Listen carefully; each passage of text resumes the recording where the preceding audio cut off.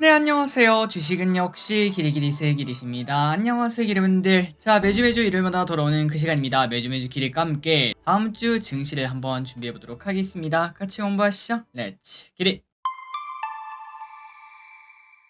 바로 보도록 하겠습니다. 일단 주말 사이에 나온 소식은 일본에서 또다시 지진이 일어나고 있습니다. 지금 현재 일본에서는 뭐 대지진이 나타날 수 있다 그런 얘기가 좀 들리고 있죠. 혹시나 이게 전조 증상인지 조금 더 관련 뉴스를 볼 필요가 있겠습니다. 그리고 이스라엘이 여전히 전쟁을 끝낼 마음이 없는 것 같습니다. 이번에도 폭격을 해서 약 100명 정도가 죽었다고 하는데요. 그런데 중요한 거는 그 폭격 위치가 학교라고 하죠. 그러다 보니까 전 세계에 맹비난이 이어지는 중이라고 합니다. 자, 여기서 이제 일본 지진 이야기를 한번 해보도록 하겠습니다. 과거 2011년 3월 11일, 그때 동일본 대지진이 나타났었는데요. 그때 당시 우리나라 증시는 어땠나 한번 봤더니 이 선 그날 있죠. 이날입니다. 1.3% 하락으로 그렇게 하락폭이 크지는 않았어요. 하지만 중요한 거는 이틀 뒤 갑자기 증시가 폭락하는 경우가 나타났습니다. 아니 길이 갑자기 이거 왜 이러냐? 지진 난 날은 조금 하락하고 그 다음날 다시 오르더니 왜 하락하는 거냐 하고 봤더니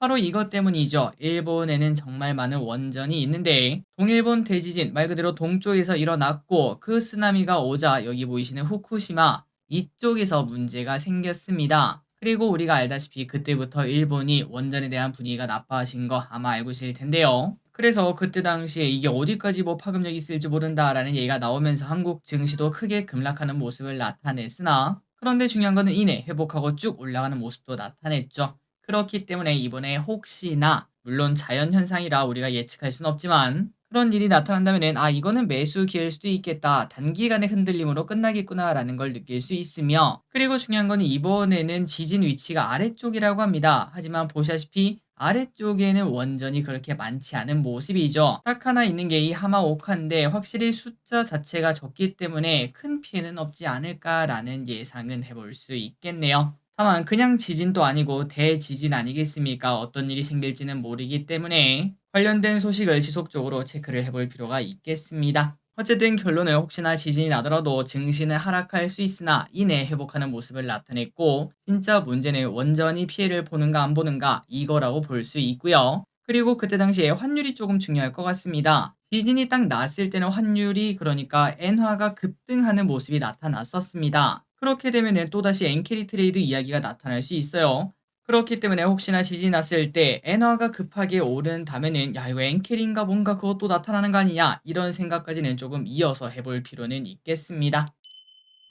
다음입니다. 코스피 일봉을 보도록 하겠습니다. 이번 주에 코스피 3% 하락으로 마무리가 되었습니다. 그래도 어느 정도 회복해서 그나마 다행이에요. 마이너스 3%에서 잘 마무리가 되었고요. 다만 아직도 이제 코스피를 봐도 삼성전자를 봐도 121선 아래에 위치하고 있죠. 그렇기 때문에 혹시나 이게 하락장의 출발 아닐까 이러한 생각은 분명 해볼 수 있습니다. 걱정은 남아있다는 거겠죠. 코스닥은 그나마 선방했습니다. 코스닥은 1.9% 하락으로 뭐 이 정도 하락은 괜찮은 거 아닌가요? 라는 얘기를 할 정도로 많이 회복을 했고요. 에코프로비엠도 지난주 금요일날 갑자기 7%나 급등을 했습니다. 전 회장, 이동채 전 회장이 광복절 특사로 나올 수 있다라는 소문이 뜨면서 주가가 급등했었죠. 매동을 보겠습니다. 외국인의 매도가 계속 이어지고 있네요. 그리고 연기금 월요일 화요일은 크게 사더니 하지만 매수세가 뚝뚝뚝 떨어지고 있습니다. 증시가 꽤나 올라오다 보니 연기금도 지금 당장 매수하기가 부담되나 봅니다. 환율은 많이 하락해 1366원, 유가는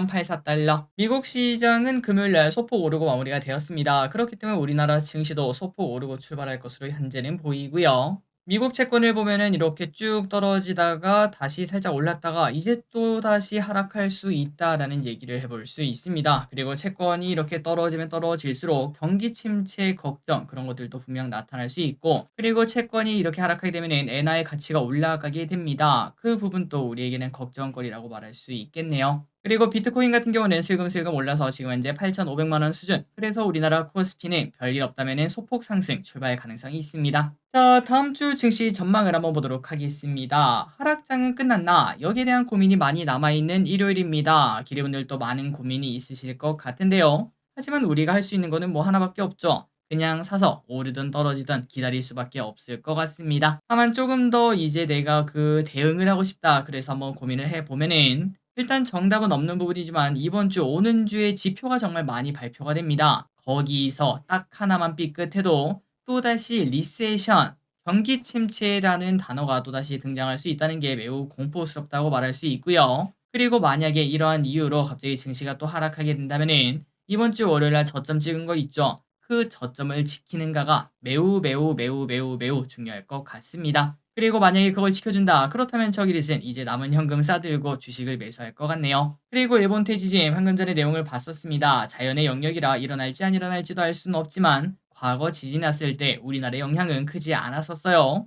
다만 원전이 타격받으면서 조금 큰 충격이 나타났었는데 그런데 이번에는 아까 지도를 보다시피 원전이 그렇게 많이 위치한 쪽은 아닙니다. 그래서 그나마 다행이 아닐까라는 예상은 해봅니다. 그리고 이거 말고도 또 변수가 가득합니다. 이스라엘도 노빠꾸다 저렇게 말하고 있으니까 중동 전쟁이 생길 가능성도 아예 뭐 0%다라고 말하긴 좀 어렵겠죠. 그래서 조금 더 관심을 가지고 볼 필요가 있을 것 같고 그렇다면 우리는 어떤 걸 투자해야 되는가? 일단 이번 주에 강했던 섹터는 코로나, 바이오, 이스라엘 전쟁 이쪽이 좀 강했었습니다. 이 친구들이 연속성이 있을지 한번 보도록 하고 일단은 이 증시 변동성이 잠잠해질 때까지는 테마주가 오히려 득세하는 모습이 나타날 수 있겠습니다. 다음입니다. 이번 주 연기금 외국인 뭘 샀는지 보도록 하겠습니다. 연기금입니다. 삼전, 셀트리온, 시프트업, SK하이닉스, LG엔솔, 알테오젠, 삼성바이오로직스, 하나오션을 매수하는 모습. 삼전을 많이 사고 그 다음에 셀트리온을 크게 산 게 눈에 띕니다. 다음으로 외국인입니다. 삼바, KTNG, SK텔레콤, 알테오젠, 포스콜링스, 에코프로, 대한전선, 엔캠, SKC를 매수합니다. 바이오를 이렇게 매수하는 거 이제는 더 이상 놀라운 일은 아니겠죠. 마지막으로 개인분들입니다. 삼성전자를 엄청 샀네요. 2조 5천억이나 땡겼습니다. 그리고 레버리지, 아모레퍼시픽, 코덱스 200, 네이버,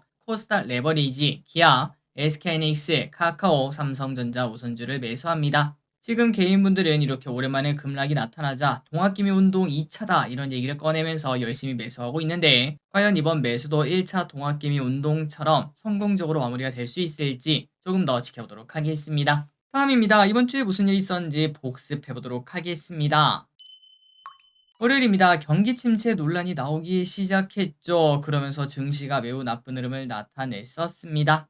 그리고 워렌 버핏이 하락장에 불을 지핀 것 같기도 합니다. 갑자기 이런 소식이 떴죠. 애플의 주식을 무려 55%나 매도했다는 이야기가 나오면서 도대체 버핏은 뭐를 기다리고 있는 거냐라는 얘기가 나오고 있습니다. 화요일입니다. 월요일날 증시가 하락했던 이유가 뭔가 대부분 이제 엔캐리 트레이드 때문이다라는 이야기를 했습니다. 엔화가 이렇게 급등하자 빠르게 그걸 청산하는 과정에서 이런 문제가 생겼다는 건데요. 그런데 아까 우리가 얘기했다시피 지진이 나면은 그때 당시 엔화가 쭉 급등하는 모습이 나타났었습니다. 혹시나 이때 또 비슷한 일이 생길지는 볼 필요가 있겠습니다. 아이빔 테크놀로지가 상장했는데 꽤나 괜찮은 모습을 나타냈습니다. 장 초반엔 약했으나 2배나 급등하는 모습. 앞으로 공모주가 뜨겁길 바랍니다. 수요일입니다. 배터리 혐오가 생기는 모습입니다. 최근 전기차 화재가 지하 주차장이 생겼는데 그게 뭐 답이 없을 정도로 큰 피해가 나타났죠. 그러다 보니까 전기차 기피, 혐오가 현재 나타나고 있다고 합니다. 목요일입니다. 워렌 버핏에 대한 이야기가 또 나왔습니다. 채권을 대량으로 들고 있다는 이야기가 또다시 나왔죠. 미국 국채를 페드보다 더 많이 들고 있다고 합니다. 금요일입니다. 하지만 증시는 빠르게 회복하는 모습을 나타냈습니다. 신규 실업수당 청구 건수가 예상보다 낮게 나오면서 고용 강하다라는 얘기가 나왔죠. 그리고 금요일부터 일본 대지진 이야기가 슬슬 나오기 시작했습니다. 과연 어떻게 될지 일단은 일본 내에서도 주의를 많이 기울이는 모습입니다. 마지막으로 친환경 관련주가 올라가는 모습입니다. 해리스가 당선될 가능성이 높아지다 보니 이때까지 트럼프가 될 거다라고 생각했던 투자들 때문에 친환경 애들이 많이 빠지지 않았겠습니까? 그런데 오히려 야 잠깐만 이제부터 다시 시작 아닌가라는 얘기가 나오며 마침 또 금리가 또 인하하게 되면은 친환경 주식들 대표적인 성장주 아니겠습니까? 그런 부분을 기대할 수 있다고 하네요. 왼쪽에 보다시피 CS윈드의 차트가 정말 미쳤습니다. 다음입니다. 다음 주에 무슨 일이 있을지 예습해보도록 하겠습니다. 지표가 정말 많이 발표된다고 말씀드렸는데요. 월요일입니다. 일본 증시는 휴장이고요. MSCI 분기 리뷰가 있습니다.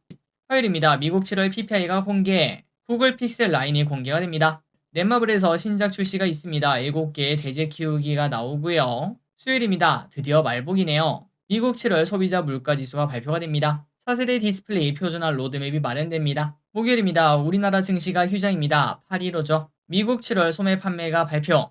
미국 7월 산업 생산이 발표. 진짜 하나하나 매우 매우 중요합니다. 금요일입니다. 미국 옵션 만기일입니다. 변동성이 커질 수 있습니다. 그리고 실적은 이제 좀 줄어든 모습이 나타나고 있습니다. 나올 애들은 다 나오고 있죠. 그런데 가장 중요한 거는 8월 말에 있을 엔비디아 실적이겠죠. 그때까지 숨 참고 기다려봐야 될 것 같습니다. 그리고 그 다음 주 일정이 뭐가 있는가? FOMC 의사록 공개, 금융통화위원회 등등이 있습니다. 마지막으로 달려보고 끝내보도록 하겠습니다. 공모주와 이렇게 깔끔하게 정리를 해놨습니다. 전부 다 참고하시고 좋은 결과 이번 주에도 가득하길 바랍니다. 3초 뒤에 넘어가도록 할게요. 자, 오늘의 공부 여기까지 끝났습니다. 항상 이렇게 같이 공부해서 진심으로 감사합니다. 지금까지 길이셨습니다. 빠이요.